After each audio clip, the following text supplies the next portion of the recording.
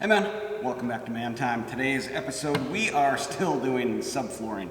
The reason there hasn't been a lot of videos, I'm just continuing to do the same thing, but I found some, kind of helpful tips and tricks to help you plan better for your subflooring job in your homestead, off-grid, with no power. Welcome to Man Time.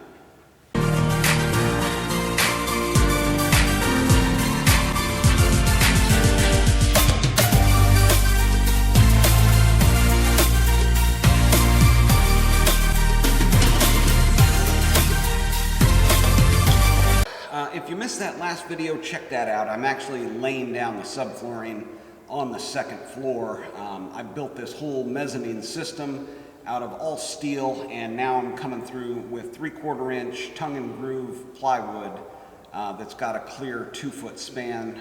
It's rated for the 2-foot purlins, kind of all tied together. So when I was building the mezzanine, I was planning on this plywood being the subfloor, to do that. But now I'm reaching the point where I'm up against the halfway point, and I'm having to rip all of these down to 6 foot to come right up to that halfway point. So I'm going to show you some tips and tricks when you're ripping them down. Also of note, I didn't plan on having the 2-foot ripped off of these along the center line.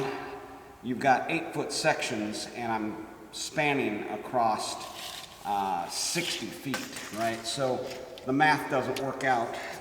60 divided by 8, I don't know what that is, but it is not a round divisible by 8 number. So I'm having to cut off, I think, a total of 4 feet. So if you do 8 times 6 is 48 now. 8 times 7, 56. Yeah, so I'm coming up short 4 feet either way.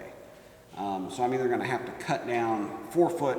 In this case, I'm cutting 2 foot off of both pieces. And I'm starting on one side, finishing up to the center, cutting and leaving half of that center purling to then start from the other side, work my way toward the center, cut off 2 feet, and have the center be the meetup point. Because what's happening is, as I get further and further away from the edge, so if I started on this side and I'm working my way toward the center, they keep getting a little bit off and off and off, and the 3rd row away from the wall, I ended up having to rip off about, 1/4 inch or 1/2 inch even, and sometimes at a little bit of a diagonal, so I can come right on center of those purling.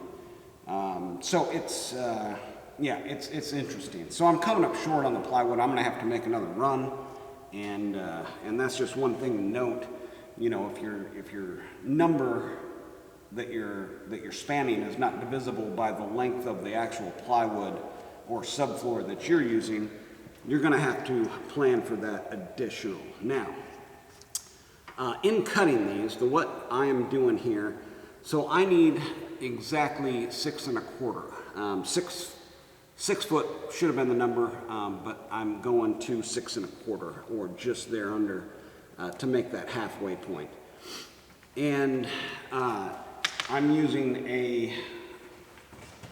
basically a fixture to make that straight line across the board. And what I've done is measure the offset from the edge of this rip fence, or the base of this.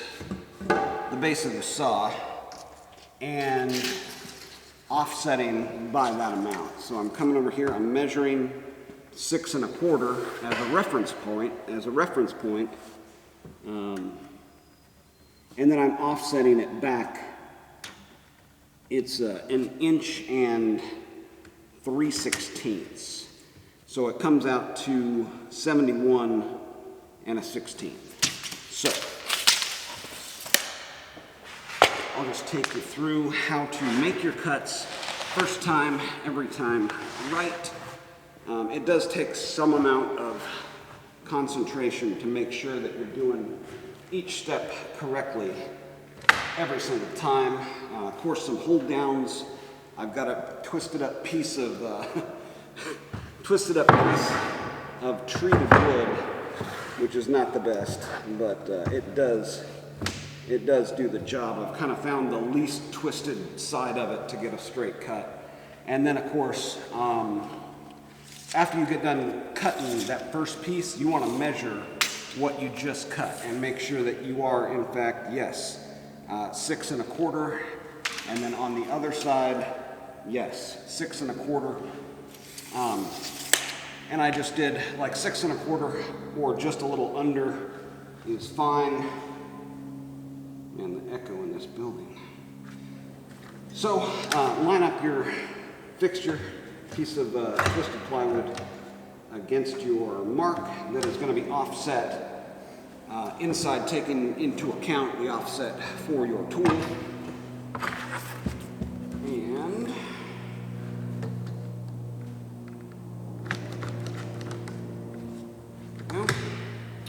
so the way to do the offset on here is basically take your tape measure and measure from the edge to the other side of the blade. And so, yeah, 1 3/16 right there, and then run that side that you measured from in that direction against your steady rest here.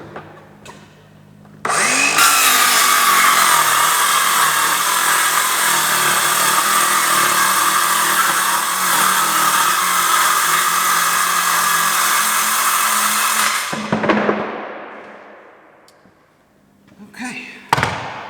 And the tools I'm using for this job primarily are DeWalt. I was already bought into the DeWalt stuff, so I already had the 18-volt stuff. This tool set I bought this back in the early 2000s. So this set of tools, the only thing that's failed on it is the drill, but I got a 4-pack set of tools with the 6 1/2 circular saw, a drill driver, a combination hammer drill, and a reciprocating saw. So it's been a really good tool set. I ended up upgrading to the lithium-ion XRP battery packs, which are a little bit lighter, and they do have more power. But then I ended up going with 20-volt stuff. But I haven't upgraded this tool yet. I actually just ordered one. After cutting about half of these, I realized I'm going to be much better off with a 20-volt tool here. They make this in 6 1/2 and 7 1/4, so I ended up ordering the brushless version of this 6 1/2 with the 20-volt stuff. But yeah, that's what I'm using, primarily 20-volt stuff for all of this stuff. I do have the 12-volt stuff as well, but a lot of this stuff is suited for 20-volt versus the 12-volt. So let's do a double check here to make sure we cut that straight and true.